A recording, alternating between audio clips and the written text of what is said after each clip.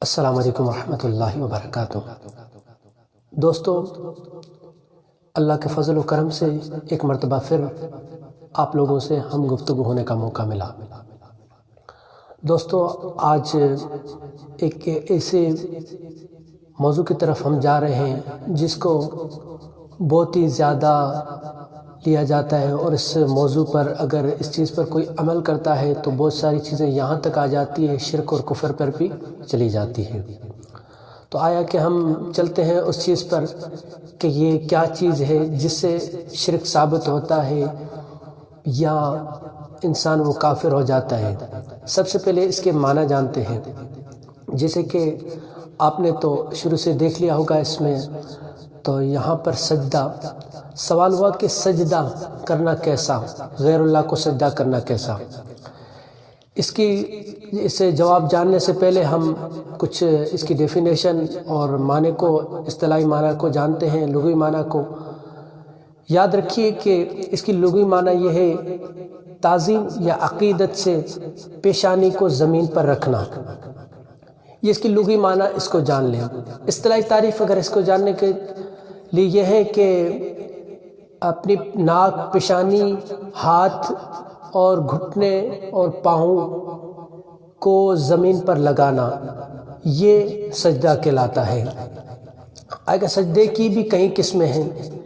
ایک تو سجدہ وہ ہے جو فرض ہے، جیسے کہ نماز میں 2 سجدے کیے جاتے ہیں، یہ فرض ہے۔ اس کے علاوہ واجب بھی سجدے ہیں اور کوئی مستحب بھی ہے، جس کو کچھ اس میں اختلاف بھی ہے، کسی نے مکروہات بھی کہا ہے اسے۔ واجب کون سا سجدہ ہے؟ وہ قرآن پاک ہم تلاوت کرتے ہیں تو وہاں سجدہ تلاوت آ جاتا ہے، وہ سجدہ کرنا واجب ہے، لازماً ہو جاتا ہے، تو اسے واجب ادا کیا جاتا ہے، اور اسے ادا کر کے، سجدے کو کر کے وہ واجب ادا ہو جاتا ہے۔ اور تیسرا وہی ہے کہ سجدہ سہو، اگر ہم سے کوئی واجب چھوٹ جاتا ہے، واجب ہم سے نماز کے واجب آتے، کسی نے 30 لکھے ہیں، آئے کہ ہم آتے ہیں کہ غیر اللہ کو سجدہ کرنا، کیا اس سے انسان کافر یا مشرک ہو جاتا ہے یا کہ نہیں؟ سب سے پہلے یہ جانیے کہ آیا کہ قرآن پاک میں ایسی کوئی آیت تو نہیں جس میں سجدے کا حکم ہوا ہو، اللہ کے علاوہ کسی اور کو ہوا ہو۔ قرآن پاک کی سورہ بقرہ کو کھولیں، آیت نمبر 34 میں رب ذوالجلال نے، اور بھی آیتیں ہیں لیکن اس میں رب ذوالجلال نے فرشتوں کو حکم دیا کہ حضرت آدم علیہ نبینا صلاۃ والسلام کو سجدہ کیا جائے۔ سب نے سجدہ کیا، لیکن ابلیس، شیطان ملعون نے سجدہ نہیں کیا، آج تک جسے بچہ لعنتی قرار دیتا اور لعنت اس پر کرتا رہتا ہے۔ یہ تھا وہ حکم خداوندی، رب ذوالجلال کا حکم کہ فرشتوں کو حکم دیا کہ سجدہ کرو، فرشتوں نے ساروں نے سجدہ کیا، لیکن شیطان ابلیس اس سے مکر گیا، اور بھی آیتیں آتی ہیں جس میں شیطان نے یہ کہا کہ میں تو اس سے بہتر ہوں، میں آگ سے بنایا گیا ہوں، یہ مٹی سے بنا ہے۔ تکبر کی صورت میں وہ اس کو خارج کر دیا گیا، اس کو لعنتی، ملامت اور مردود قرار دے کر وہاں سے نکال دیا گیا۔ دوسری صورت آتی ہے، اگر ہم دیکھیں کہ آیا کہ اس کے علاوہ اور کوئی سجدے کا حکم کہیں آیا یا کوئی سجدے کا ذکر ہے، بہت سارے قرآن پاک کے مقامات پر ذکر ہے، لیکن سورہ یوسف میں آیت نمبر 4 میں دیکھیں، حضرت یوسف علیہ نبینا صلاۃ والسلام فرماتے ہیں اپنے باپ کو کہ میں نے خواب دیکھا کہ مجھے ستارے جو ہیں وہ سجدہ کر رہے ہیں۔ تو اس صورت میں سجدے کی یہ جگہ چیزیں آئی، یہ دیکھنے کو ملی ہے سجدہ، لیکن آیا کہ اس میں دیکھا جائے کہ یہ سجدہ کون سا تھا؟ یہ سجدہ عبادت کا تھا، عقیدت کا تھا، یا تعظیماً تھا، یا عجز کا تھا؟ سب سے یہ صورت، یہ جو سجدہ تھا تعظیماً سجدہ تھا، فرشتوں نے سجدہ کیا حضرت آدم علیہ نبینا صلاۃ والسلام کو، یہ تعظیماً سجدہ تھا۔ تو اس بات سے پتہ ہمیں یہ چلا کہ تعظیماً جو سجدہ تھا وہ جائز ہے۔ اس صورت میں تعظیماً سجدہ اگر کوئی کرتا ہے تو اسے ہم مشرک یا کافر قرار نہیں دیں گے۔ دوسری صورت، آیا کہ اس زمانے میں، زمانہ رسالت میں، اب اس شریعت میں کہ یہ تعظیماً سجدہ ہم کر سکتے یا نہیں، تو نبی پاک صلی اللہ علیہ وسلم کی احادیث مبارکہ کو دیکھیں، ان کا مطالعہ کیجئے کہ نبی پاک صلی اللہ علیہ وسلم کی احادیث مبارکہ کا خلاصہ اور مفہوم ہے کہ آقا کریم صلی اللہ تعالی علیہ وسلم نے فرمایا، اگر میری شریعت میں انسان کو اگر سجدہ کرنا جائز ہوتا، بچے کو حکم دیتا کہ اپنی والدہ کو سجدہ کرو، دوسرے مقام پر یہ ہے کہ بیوی کو حکم دیتا کہ اپنے شوہر کو سجدہ کریں،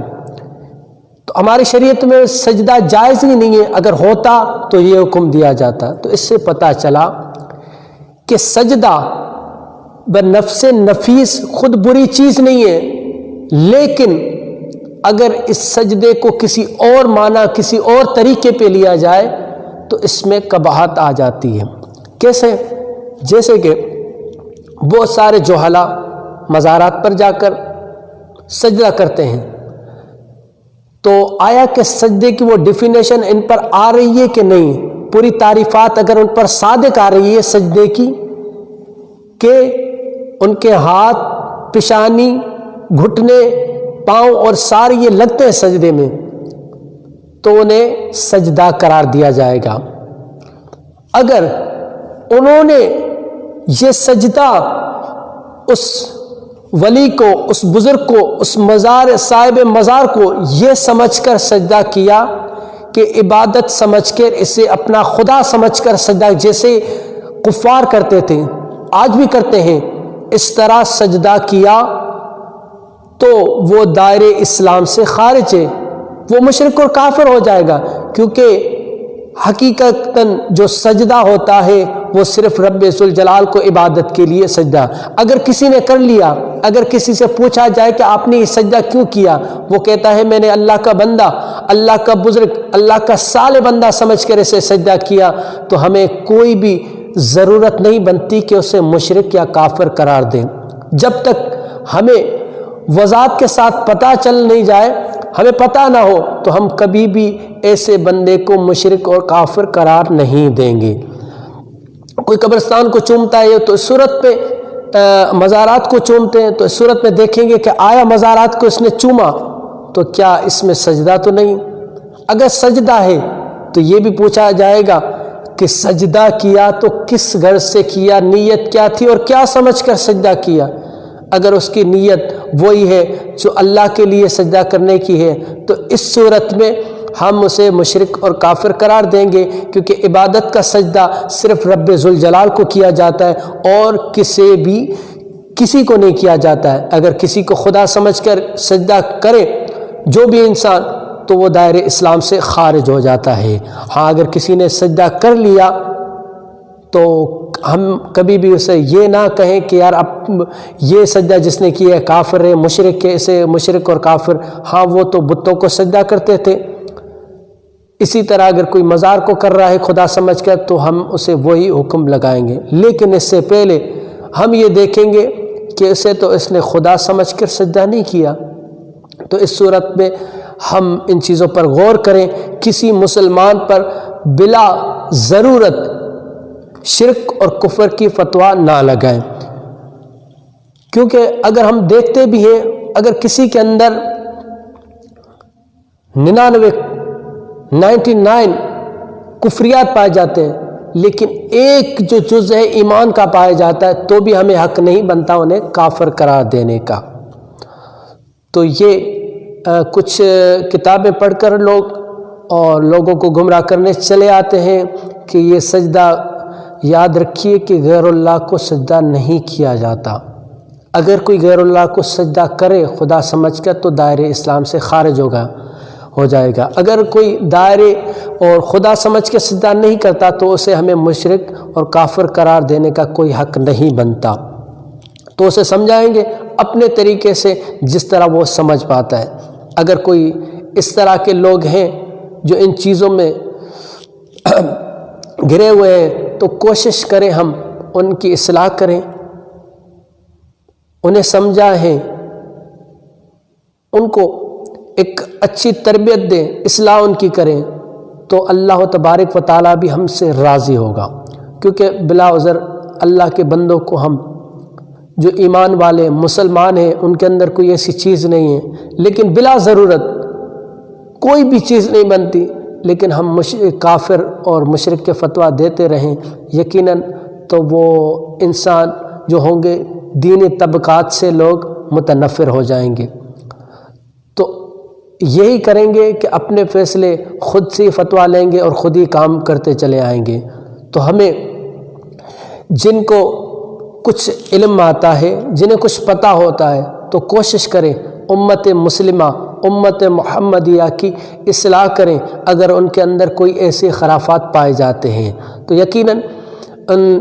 باقی ایسی باتوں پر غور نہ کیا جائے جو کہ انسان کو گمراہ قرار دے دیتی ہے، جس سے انسان سن کر یا سمجھ کر گمراہ ہو جاتا ہے۔ یاد رکھیے انہی باتوں پر عمل کریے جو اللہ اور اس کے رسول صلی اللہ تعالی علیہ وسلم کی طرف سے ہمیں ملی ہے۔ اور یاد رکھیے قرآن و حدیث